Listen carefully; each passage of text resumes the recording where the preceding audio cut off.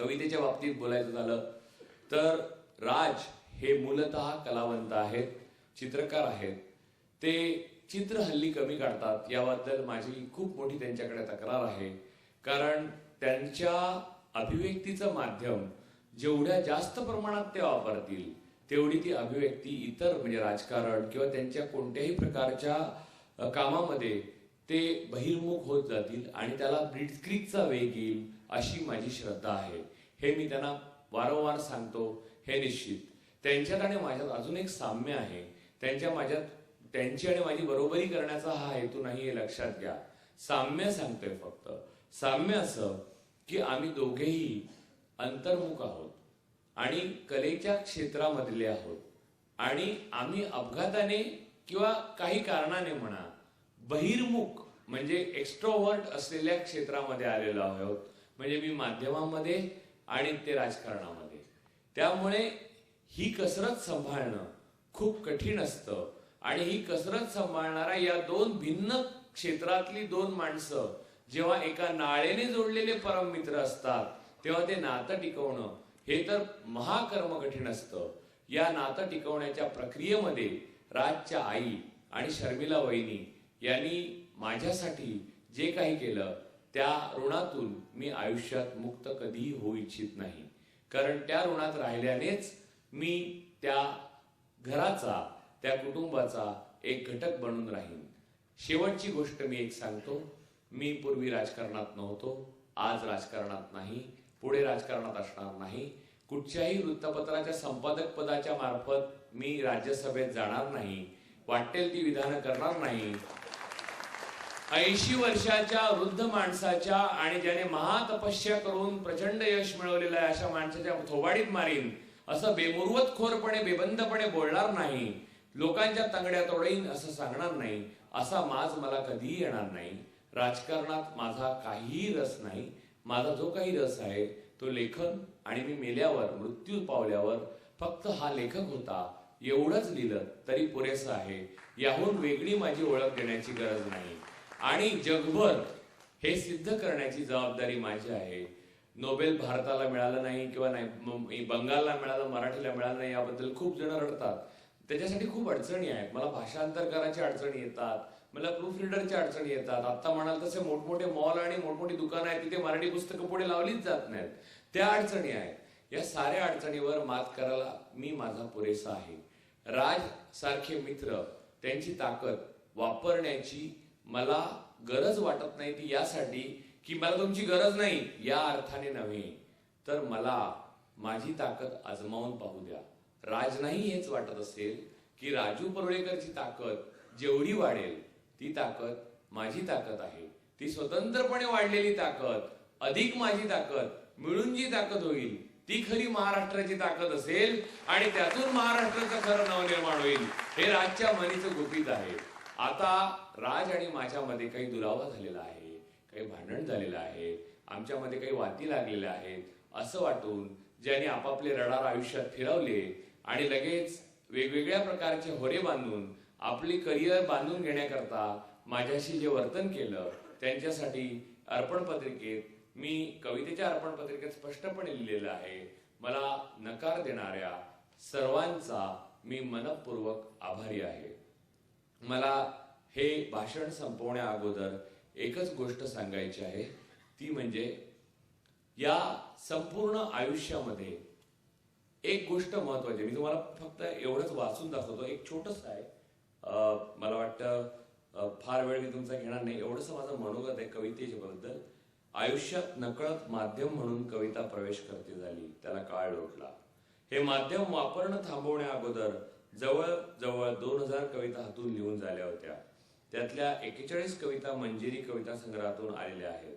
कवी, त्याच्या कविता यांचं मूल्यमापन आणि लायकी हे कवीची सामाजिक पत आणि प्रतिष्ठा यावर न ठरता त्याच्या मृत्यूनंतर त्याची कविता किती टिकते यावर ठरतं. हे माझं मत आहे. त्यामुळे माझ्या कवितेचं जे काही भलबुरं होईल ते पाहायला मी असणार नाही. हे भाग्य फक्त चित्र आणि कविता या माध्यमांनाच लाभतं. बाकी आपल्याला सोहळे केलेली चित्र आणि कविता दिसते ती शोभेची दारू. त्याने झिंग येत नाही, कैफ तर नाहीच नाही.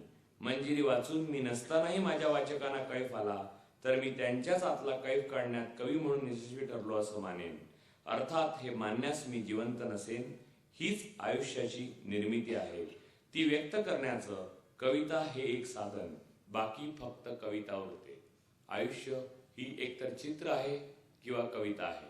आणि आपला मित्र चित्रकार असणं आणि आपला मित्र कवी असणं किंवा कवी आणि चित्रकार हे मित्र असणं यासारखं मोठं भाग्य नाही. मग राजकीय विश्लेषक आणि राजकारणी यांच्या मैत्री लाख वेळा त्याच्यावर कुरवंडी करून टाकाव्या एवढ्या क्षुल्लक आणि क्षुद्र आहेत. मी त्या गोष्टीला काहीही मानत नाही. राज ठाकरे हे माझे मित्र आहेत याचं कारण त्यांच्या आणि माझ्यामधली जी नाळ आहे ती तोडण्याची क्षमता काळामध्ये सुद्धा नाही. मी त्यांचा सदैव ऋणी आहे आणि त्यांनी कोणत्याही पद्धतीने कधीही हाक मारली तर ओ देऊ शकतो या गोष्टीचा मला स्वतःलाच अभिमान वाटतो.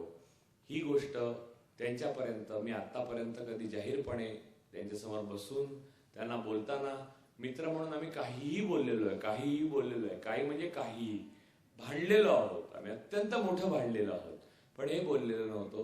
पण आज हे मी त्यांना जाहीरपणे सांगतो. पुन्हा एकदा पाडेकरांचा मी अतिशय आभारी आहे. माझ्या प्रत्येक कवितांसाठी त्यांनी चित्र काढली. राज ठाकरेंचा मी आभारी आहे यासाठी की राज ठाकरे यांनी मला जो शब्द दिला तो आयुष्यात पाळला नाही असं एकदाही केलेलं नाही. एकदाही मला आयुष्यात असा एकदाही अनुभव आला नाही, राजू मी तुझ्यासाठी हे करतो असं म्हटलं राज ठाकरेंनी आणि माघार घेतली, असं कधीच झालेलं नाही. तुम्हाला मी एक गोष्ट सांगतो राज ठाकरेंची, त्यांच्या तीक्ष्णपणाची एक गोष्ट सांगतो आणि त्यांच्या होकार दिल्यावर मित्राला किती पुढे जाऊ शकतात ते त्याचे उदाहरण सांगतो. राज ठाकरे स्टुडिओ देऊन मुलाखत देत नाही, त्यांनी मला आयुष्यभर स्टुडिओ देऊन मुलाखत दिल्या, ही एक गोष्ट झाली. पण त्याच्या पलीकडे ते तर अनेकांनी दिल्या, मुख्यमंत्र्यांनी दिल्या, विलासरावांनी दिल्या वगैरे. पण राज ठाकरे स्वतःची मुलाखत नसेल तर स्टुडिओत एका माणसाला मुलाखत घ्यायला मला मिळत नाही म्हणून घेऊन येऊन त्याने मुलाखत पूर्ण देईपर्यंत बसून राहणं आणि माझी मुलाखत झाल्यावर झालं ना तुझं समाधान म्हणून जाणं, हे राज ठाकरेंनी माझ्या 1000व्या संवादचे मी 46 एपिसोड केले. 1000व्या एपिसोडला आशुतोष गोवारीकर मला हवा होता, तेव्हा राज ठाकरे त्याला लंडनहून घेऊन आले, स्वतः बसून राहिले इंटरव्ह्यू होईपर्यंत. इंटरव्ह्यू झाला तेव्हा त्यांनी मला विचारलं तुझं समाधान झालं? मी म्हटलं झालं. ते म्हणाले आनंदी आहेस? मी म्हटलं आनंदी आहे. आणि त्यामुळे माझी आई जेव्हा 2008 साली गेली तेव्हा मी पहिला फोन राज ठाकरेंना केला आणि राज ठाकरेंच्या आईंनी तो फोन उचलला. राज ठाकरे झोपले होते आणि मी पोहोचण्या अगोदर राज ठाकरे तिथे पोहोचलेले होते. माझे 2च राजकीय मित्र तिथे पोहोचलेले होते, ज्यांना दोघांनाच मी फोन केला होता. अनेक राजकीय मित्र आहेत पण दोघांना राज ठाकरे त्यातले पहिले होते, विनायक मेटे दुसरे. पक्ष वेगळे आहेत, त्यांचे दर्जे वेगळे आहेत, काय त्यांचं सगळंच वेगळं आहे. पण राज ठाकरेंना मी पहिला फोन केला. असं मला करावंसं का वाटलं याचा विचार जर तुम्ही केला तर तुम्हाला त्यांचं आणि माझं नातं काय आहे कळेल आणि आपले रडार फिरवणं तुम्ही ताबडतोब थांबवाल अशी मला आशा वाटते. या सर्व प्रवाहामध्ये हा समाज बदलण्याकरता, नवनिर्माणाकरता राजनी जो एक संकल्प केलेला आहे तो खूप कठीण आहे आणि मला स्वतःला असं वाटतं 1x1,00,000 असं केलं तर जो वेग वाढतो तेवढा वेग जर त्यांनी वाढवला तर 2014 साली, म्हणजे आज आम्ही दोघेही, माझ्या तर त्यांच्यात 6 महिन्याचं अंतर आहे, मी डिसेंबरचा ते जूनचे, 44 वर्षाचे जेव्हा असतील तेव्हा शिवाजी महाराजांचा 44व्या वर्षी राज्याभिषेक झाला होता. याहून अधिक काय सांगू. एवढं सांगून पुन्हा एकदा प्रेमाचा जय महाराष्ट्र राजना, पाडेकरांना, मराठीना, सुप्रियाताईंना आणि इथे असलेल्या सगळ्यांना आणि मुख्यत्वे करून शर्मिला वहिनींना प्रेमाचा जय महाराष्ट्र. आणि पोटतिडकीने हे होय हा महाराष्ट्र धर्म आहे हे पुस्तक राज ठाकरेंना अर्पण. आणि हे पुस्तक जो कोणी वाचेल तो पुन्हा महाराष्ट्र धर्माच्या विरुद्ध बोलायला तर जाणार नाही याची मी कोऱ्या चेकवर गॅरंटी देतो. धन्यवाद. जय महाराष्ट्र. इन्किलाब जिंदाबाद.